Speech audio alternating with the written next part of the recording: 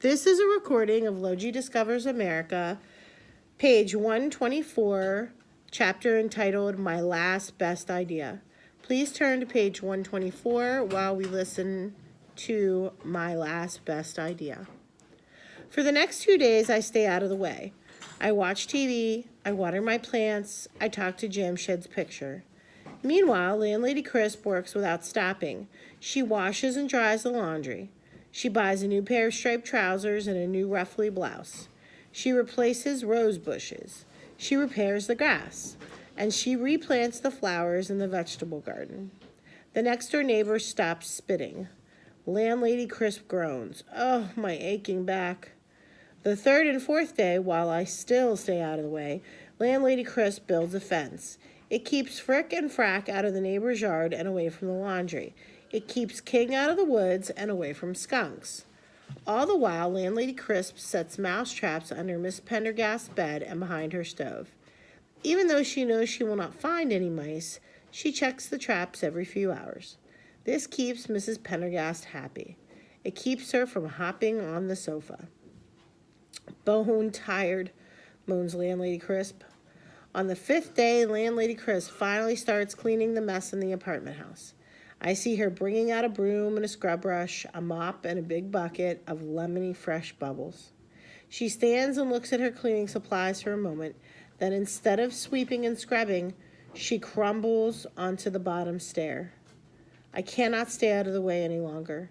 Landlady Crisp, I say, is everything all right? No, everything is not all right. She takes her hands away from her face, and I see she has tears in her eyes. I can't do it, Lowji. I don't have enough time. I don't have enough energy. There's only one thing left to do. What is this one thing, I ask? Before she can answer, Frick and Frack start bleeding in the yard. They need water. King appears with his leash jangling from his drooly mouth. He needs a walk. Trapper crawls from beneath the stair to meow, meow. She needs a can of tuna fish. Landlady Crisp blows her nose on her dust rag. See what I mean? I just can't do it anymore. She leaves the cleaning behind to water the goats, walk the dog, and feed the hungry cat. The next morning, I hear the sound of hammering coming from the front yard. What can Landlady Crisp be working on now, I wonder? I go outside. She's pounding a sign into the grass. The sign says, "For sale." Landlady Crisp, I cry, you cannot be selling this apartment house. I don't want to, she says, but it's either sell the building or get rid of the pets, and well, the lines in her face soften.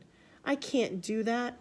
Those darn animals have become like family. I understand. Problem is, she goes on, I'm so busy taking care of Frick and Frack and King and Trapper that I don't have enough time to get everything else done. The laundry room is full of dust, the stairwells are full of cobwebs, windows are dirty, doors are smudged, and nothing smells lemony fresh. She sighs. I just can't do it anymore. No, it's not a question. No, she's not asking for my help, but all of a sudden I have a solution. Landlady Crisp, I exclaim. Do you know what you need? A pet sitter. In Bombay, people with pet sitters get all their work done. Landlady Crisp stands very quietly holding her hammer. I know she's listening.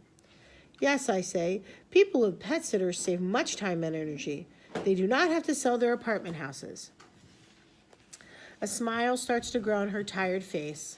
A smile that she does not fight. And where, she says slowly, would I find a pet sitter? I think, I say, that you might find one right here in your very own apartment house. Landlady's crisp smile is now full grown. Her lips curve up, and they stay curved up as she says, I think you're right.